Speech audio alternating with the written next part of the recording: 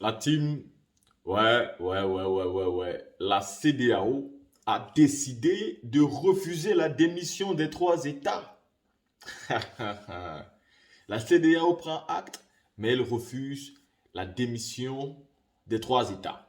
Mais ce qu'elle a oublié, c'est qu'ici, nous n'étions pas dans un travail où notre démission pouvait être acceptée ou refusée. Nous n'avons pas ici besoin d'un CDI.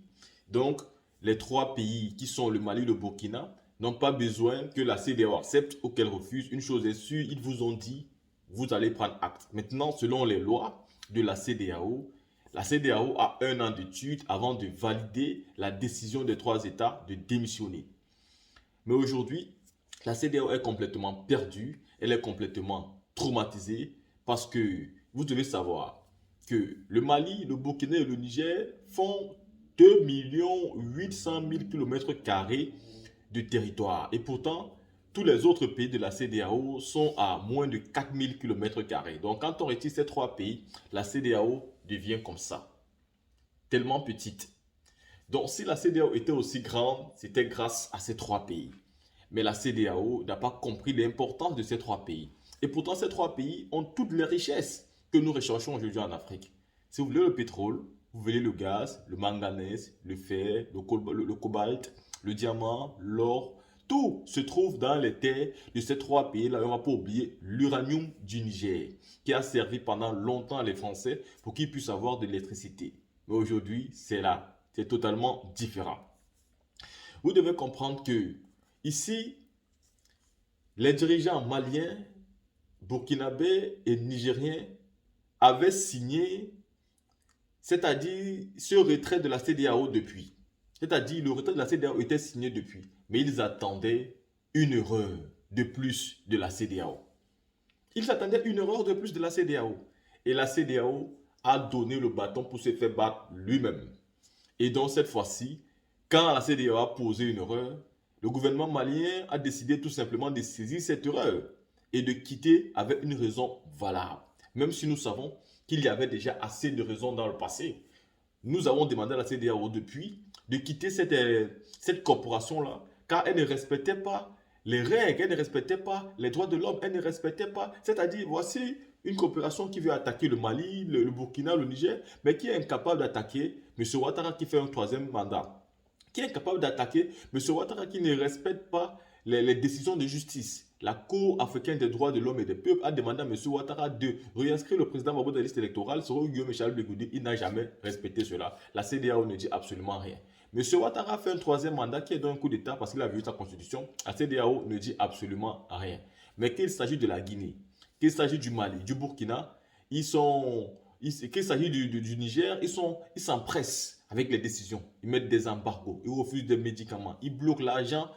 Non, c'était de trop. Et ce gouvernement a décidé de dire stop maintenant, nous ne sommes plus avec vous, démerdez-vous sans nous. Maintenant, nous allons voir le reste, ce qui va devenir la CEDEAO et ce qui va se passer aujourd'hui. La team, mais je ne suis pas le seul à parler. Je vais vous laisser ici la vidéo de Okusu Baba Nicolo qui essaye de comprendre pourquoi ce chamboulement, pourquoi cette guéguerre aujourd'hui entre la CEDEAO et les États de l'AES, les États de l'Alliance du Sahel.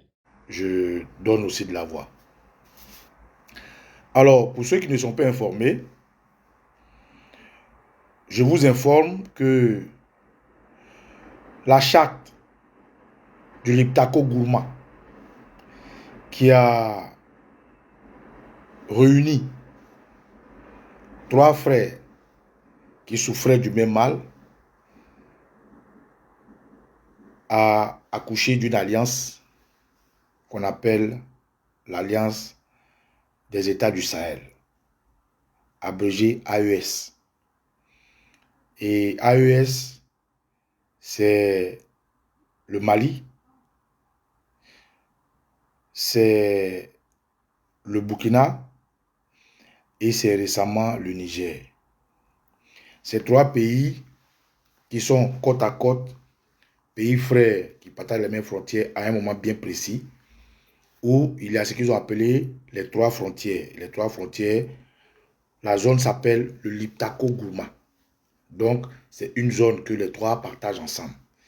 Et comme là-bas, dans cette petite zone-là, il y a leurs communautés, sont entremêlées et tout, et qu'on connaît aussi avant les indépendances, avant que le monde soit départagé comme il est aujourd'hui, c'était des pays frères et qui ont les mêmes coutumes pour la plupart, qui ont les mêmes traditions, qui ont les mêmes religions, qui ont les mêmes manières de faire les choses. Donc, ça a été facile pour eux, face à l'ennemi commun, face au mal qu'il endure, de se mettre ensemble. Donc, le Liptako Gourma est né, ça fait combien de temps maintenant il n'y a pas longtemps, voilà, je ne vais pas dire des conneries. Bref, alors, ce dont je vais parler aujourd'hui, pour faire court, c'est du retrait du Liptako Gourma de la CEDEAO. Vous voyez, la CEDEAO s'est toujours comportée pour le bien de l'Europe.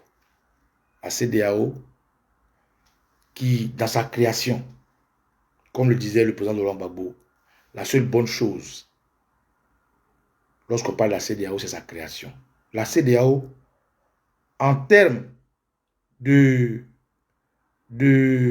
structure de communauté, mais a une base, des tests, des règles, tellement jolies quand tu lis, tellement qui donnent de l'espoir quand tu lis les tests de la CEDEAO. C'est-à-dire, c'est des tests qui, si la CEDEAO répondait présent selon les tests aux côtés de la communauté ouest africaine, mais j'ai bien peur qu'aucune organisation qui la vassalise aujourd'hui n'aurait eu le courage de s'en prendre à un pays dans la CEDEAO. Je ne pense pas. Parce que la CEDEAO fait 5,1 millions de kilomètres carrés. Enfin, faisait, autant pour moi. La CEDEAO faisait 5,1 millions de kilomètres carrés, là où l'Union européenne fait 4,5 millions de kilomètres carrés. Donc, les clauses de la CEDEAO, les tests de la CEDEAO, la loi, les chartes de la CEDEAO, si seulement elle avait été appliquée comme c'était écrit. La CEDEAO a un parlement. La CEDEAO a une cour de justice. La CEDEAO a une banque, la BIDC. Et elle, à côté de la BIDC, la BOAD qui, naturellement, répond de l'UEMOA. Et je voulais juste préciser une chose. Les gens ont souvent tendance à mélanger la CEDEAO, de l'UEMOA et la BCAO. C'est des choses carrément, normalement, indépendantes. Voilà.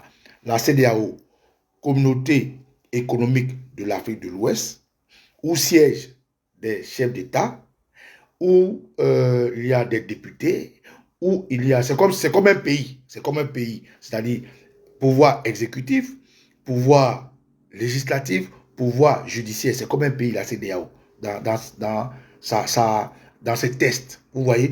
Donc, il n'a rien à voir avec ce qui est de l'UEMOA et il n'a rien à voir avec ce qui est de la BCAO. Donc, je voulais préciser parce que les gens confondent un peu tout. J'ai vu, quand ils ont dit que l'AES prenait son indépendance, j'ai vu les gens qui disent, ah, ils vont faire comment? Et leur agent, c'est vrai.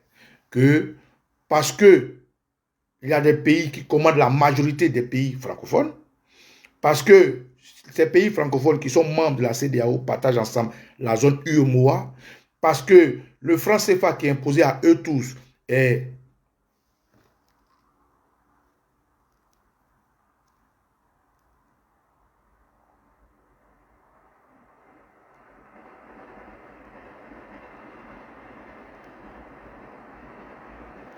parce que le franc CFA est manipulé, géré par les Occidentaux qui se retrouvent à la BCAO. Donc souvent, les gens confondent, ils pensent que c'est relié. Non, ce n'est pas relié. C'est vrai que c'est les mêmes membres-là de la CEDEAO qui sont encore à l'UEMOA, qui sont un peu voilà, pilotés par la BCAO, mais ça n'a rien à voir. La CEDEAO, c'est la communauté économique de l'Afrique de l'Ouest. Bref, qu'est-ce qu'il faut comprendre? Comment comprendre la rupture brutale de l'AES et de la CEDEAO, puisque c'est ça qui est le thème. Je veux d'abord vous rappeler Un matin, la CEDEAO s'est levée parce que le Niger a décidé de prendre son destin en main et de faire la rectification de la démocratie, de faire asseoir une marionnette qui travaille pour la France, de faire asseoir un homme qui a fait de la haute trahison à son pays. La CEDEAO s'est levée contre toutes les tests, contre tous les tests de ces clauses pour dire qu'ils vont envoyer des gens attaquer le Niger. Ça n'existe nulle part. Ça n'existe même pas. C'est-à-dire, au sein de la communauté, même une armée qu'ils appellent ECOMOG n'a pas le droit d'attaquer un pays. Mais la CEDEAO a décidé d'attaquer la Gambie pour chasser Yaya Jammeh. C'est-à-dire, ils prennent des décisions qui ne sont pas légales. Parce que la CEDEAO est devenue un club d'amis manipulé par la France. Qu'est-ce que la Gambie, qui contribue au sein de la BIDC, qui paye ses droits, qui paye ses taxes, qui paye tout ce qui concourt à construire la CEDEAO, peut bénéficier avec l'ECOMOG qui rentre dans les portes de la Gambie par le Sénégal pour, dit-on, chasser un président. Parce qu'il y a un problème électoral. La CEDEAO, c'est illégal. En Côte d'Ivoire, pour le président Laurent Gbagbo, la même CEDEAO a utilisé ECOMOG pour aller renforcer les rebelles officieusement. Donc, autant de choses, autant de violations au sein de la CEDEAO. Le Mali et le Burkina et la Guinée ont écopé d'embargo de la CEDEAO. Alors que, mais vous là, les marabouts là, arrêtez d'écrire. On ne vous a pas dit que moi je viens de Dabou. Vous n'avez pas entendu la nouvelle. On ne vous a pas dit que c'est nous, on fait gagner les gens dans le ballon. Vous n'avez pas compris. Arrêtez de m'envoyer. Il y a déjà ça chez moi. Vous m'envoyez à récupérer votre mari. Est-ce que tu as dit que je vais récupérer le mari de quelqu'un? Bonjour Doumia Zouzou. Donc camarades, la CEDEAO depuis longtemps piétine les tests au sein de ECOWAS. La CEDEAO piétine les tests. La CEDEAO viole constamment la constitution de la CEDEAO. Le Mali a fait les frais d'un embargo sans technique que contre sa population. Ils ont mis embargo sur le Mali jusqu'à... On ne peut pas comprendre. Pareil pour le Burkina, pareil pour la Guinée, pareil pour le Niger. C'est-à-dire qu'ils mettent embargo jusqu'à un moment donné, on dit médicaments ne peuvent pas rentrer. Ça me rappelle Alassane Ouattara. Lorsqu'il avait mis embargo sur les médicaments, la CEDEAO n'a rien dit. Au contraire, la CEDEAO l'a soutenu. Bref, je vous donne ce petit rappel-là pour que vous puissiez comprendre pourquoi l'AES a quitté la CEDEAO. Parce que, techniquement, les gens diraient, mais est-ce que l'AES a tenu compte des inconvénients? Techniquement, les gens diront, est-ce que l'AES est dans les normes, dans la légalité?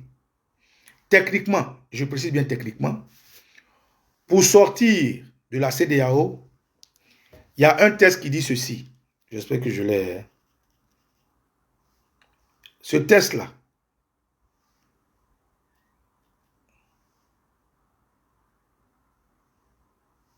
que je vais vous montrer.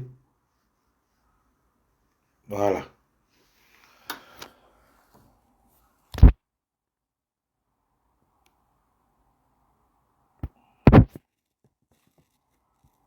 Vous voyez ce petit test-là? Est-ce que vous voyez bien? C'est petit, hein? Voilà. Article 91, retrait.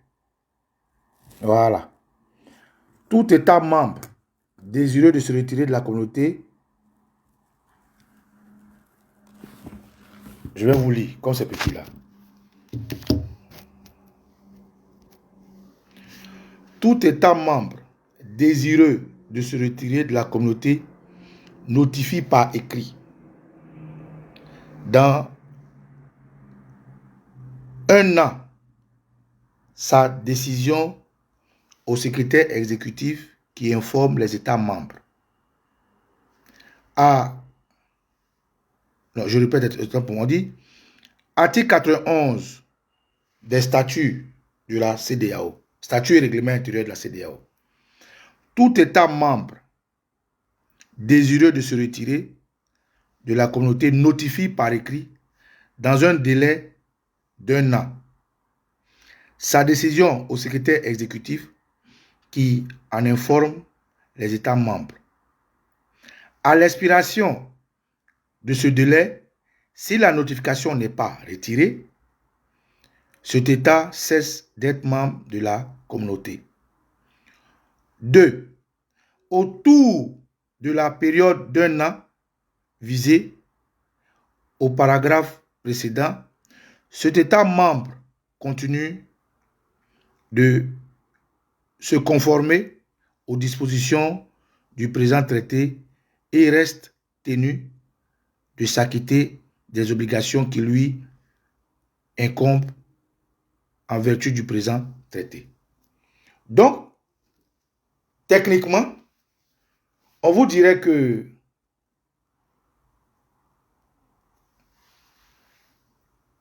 l'AES n'a pas respecté la loi.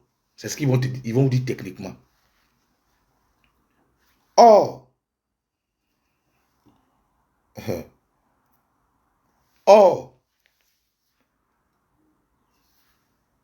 la loi dit quoi?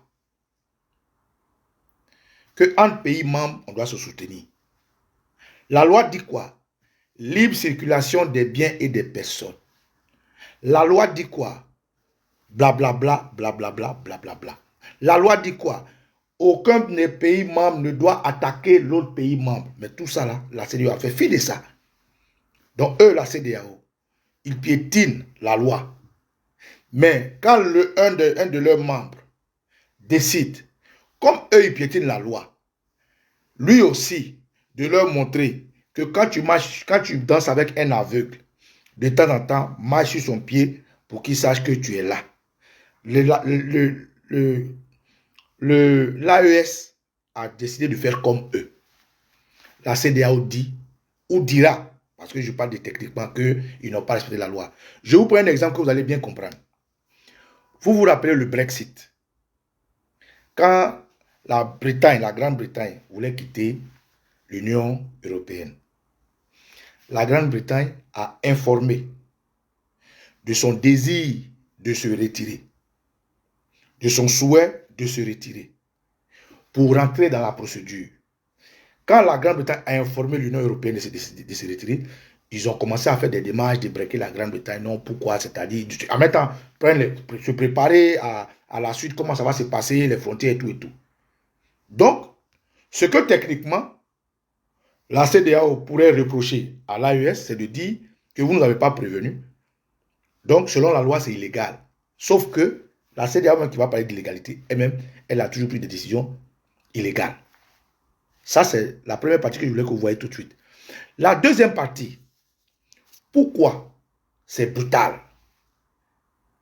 Rappelez-vous aussi que lorsque la CEDEAO a décidé d'attaquer le Niger, le Mali a fait un communiqué avec le Burkina pour dire si la CEDEAO s'entête à attaquer le Niger, le Mali et le Burkina se retireraient de la CEDEAO. Rappelez-vous bien. Je répète, vous vous rappelez que quand la CEDEAO était chaude avec à la tête Alassane Dramane Ouattara pour attaquer le Niger, le Mali et le Burkina ont fait un communiqué conjoint pour dire si la CEDEAO s'amuse à attaquer le Niger, eux, ils se retireraient de la CEDEAO. Et mieux, à défaut de se retirer de la CEDEAO, ou en plus de se retirer de la CEDEAO, tout pays qui attaquera le Niger serait en guerre contre le Mali, contre le Burkina. Vous vous rappelez de ça? Eh bien, c'est la suite logique. Pourquoi l'AES a décidé de façon unilatérale, là où nous sommes dans une période de Coupe d'Afrique, là où leur population a convergé vers un pays qui est sous protectorat français avec le Toussaint Ouattara, pourquoi est-ce que ils n'ont pas tenu compte de tous ces paramètres? Pourquoi est-ce qu'ils n'ont pas attendu après la CAN? Pourquoi est-ce qu'ils n'ont pas préparé leurs citoyens à cela et ils ont pris une mesure drastique? Je vous donne l'information. Camarades, est-ce que vous y êtes? Voilà. C'est l'information que je vais vous donner. Camarades, étant donné que je vous ai rappelé que le Mali et le Burkina avaient déjà prévenu la CEDEAO que toute attaque contre le Niger les verrait se retirer de la CEDEAO, eh bien, s'ils se sont retirés de façon drastique, c'est parce que il y a une attaque imminente. Je répète, si le Mali et le Niger et le Burkina ont décidé de quitter la CEDEAO, c'est parce qu'ils ont eu des informations qu'il y a une attaque imminente, que je vais vous lire. On y va. Dramane Ouattara, lui et le président du Nigeria sont réunis en France. Au moment où je vous parle, pour ceux qui ne savent pas, comme par hasard, le président du Nigeria, Tinubu, est en France. Alassane Dramane Ouattara est en France. Ils ont été convoqués par Macron. Pourquoi? Le début de leur hostilité est prévu pour le mardi 30 janvier. Écoutez, hein, c'est l'information que je vous donne. Il a été décidé d'attaquer simultanément l'AES. Je répète. Dramane Ouattara, terroriste en chef des vassaux de la France, lui et le président du Nigeria, comme par coïncidence, se sont retrouvés en France. Ils ont fait une réunion en France sous l'ordre de l'Amérique du vieux lézard Joe Biden. Tous ceux qui ont suivi la présence de Biken, ou je ne sais pas, Biden, les gars, le secrétaire d'État américain en Côte d'Ivoire, étaient venus pour préparer l'attaque contre l'AES. Je répète, il y a un monsieur qui était à Abidjan où les gens ont regardé match 4-0 là. On l'appelle Bliken ou je ne sais pas quoi. Il est venu voir Dramane Ouattara pour tâter le terrain, pour voir l'école antiterroriste, pour voir les forces en position. Avant de venir en Côte d'Ivoire, Bliken a tourné autour de leurs alliés avant de venir en Côte d'Ivoire. Et ces alliés-là se sont retrouvés en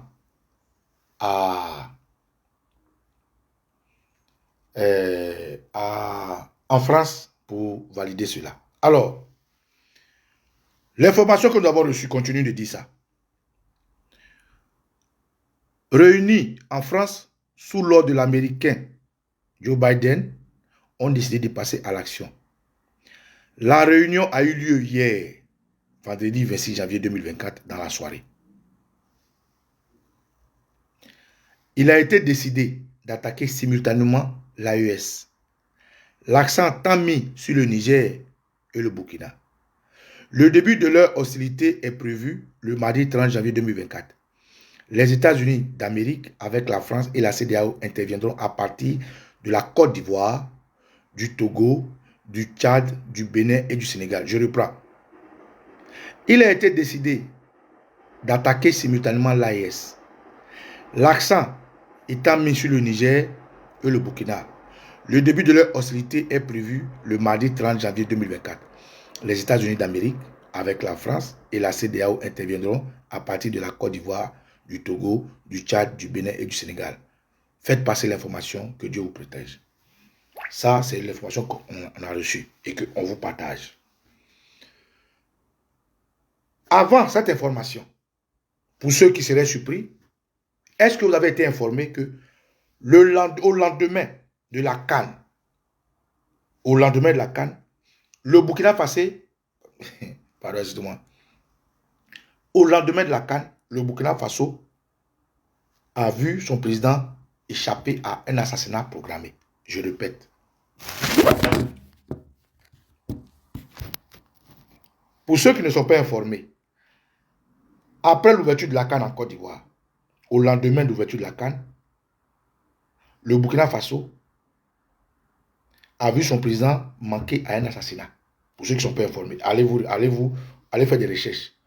Ibrahim Traoré a échappé à un assassinat programmé par Damiba, l'oncle de Damiba, les amis de Damiba, ils ont été arrêtés. Donc, c'est la continuité de ce plan machiavélique-là.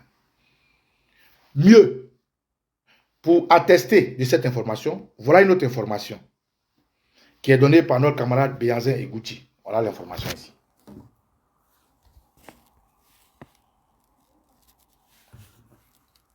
Voilà.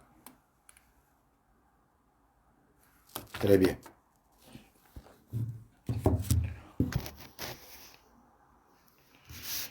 Il dit alerte. Burkina Faso. Selon nos sources, l'ambassade de France à Ouagadougou envoie des messages aux ressortissants français pour les avertir d'un risque de coup d'État. Je répète. Alerte. Burkina Faso. Selon nos sources, l'ambassade de France à Ouagadougou envoie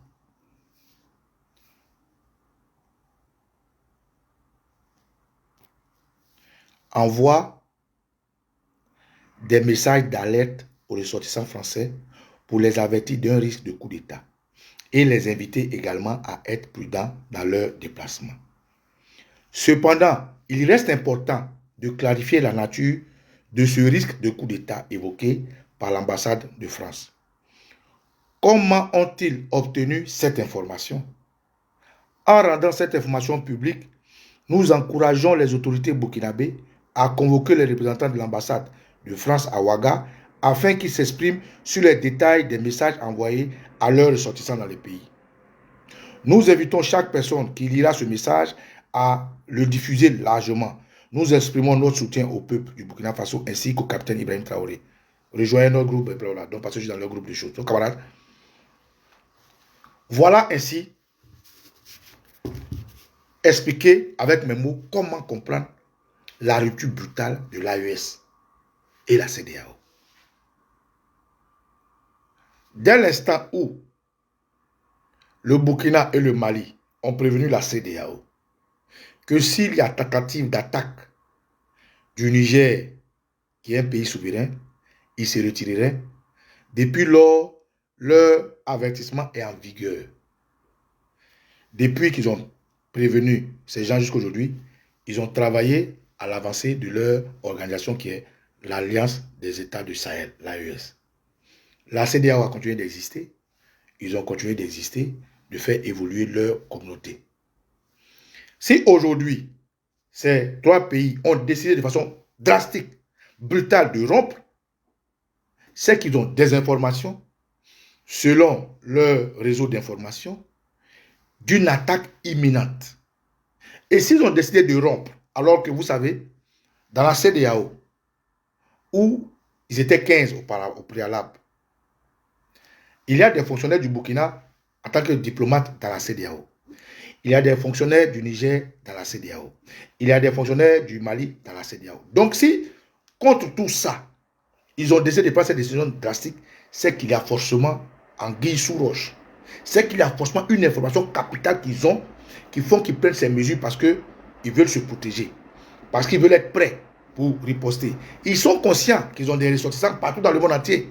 Mais quand la Mauritanie a quitté la CEDEAO, est-ce que les Mauritaniens ont cessé d'exister dans les différents endroits de la CEDEAO? Non. Rappelez-vous, la Mauritanie a quitté la CEDEAO. Est-ce que les Mauritaniens ont pourtant été ostracisés, ont été mis en aparté, ont été écartés ou ont commencé à souffrir? Non. Est-ce que les Mauritaniens ont cessé de se déplacer dans les zones? Non.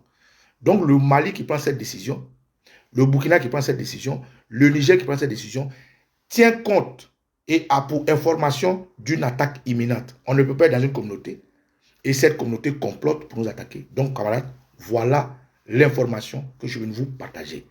Pour que vous puissiez comprendre pourquoi cette rupture est brutale et immédiate. Parce que normalement, dans les tests, légalement selon les tests, il faut prévenir un an. Il faut poser sa requête de partir selon l'article, je ne sais pas quoi, article combien, quel numéro, 92, je ne sais pas quoi.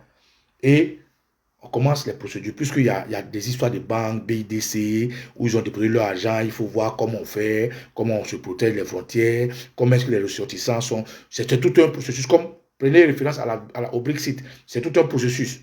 Mais s'ils ont décidé de le faire immédiatement, contre les lois de la CEDEAO, c'est parce que les tests et les lois de la CEDEAO eux-mêmes sont vilipendés par les chats de la CEDEAO, c'est-à-dire les camarades chefs d'État de la CEDEAO.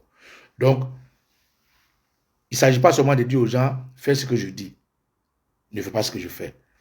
Les gens de la CEDEAO ont toujours disrespecté les règles, les tests. Le Mali, le Burkina et le Niger, qui sont eux aussi fondateurs de la CEDEAO, leur ont montré que vous n'avez pas l'exclusivité de tromper le peuple, vous n'avez pas l'exclusivité de décider ce que vous voulez. Nous aussi, nous sommes désormais souverains, nous pouvons faire comme vous faites. Voilà pourquoi le Burkina, le Mali et le Niger ont décidé de rompre directement, sans embâche et attendons la suite. Camarades, que les enseignants pour vous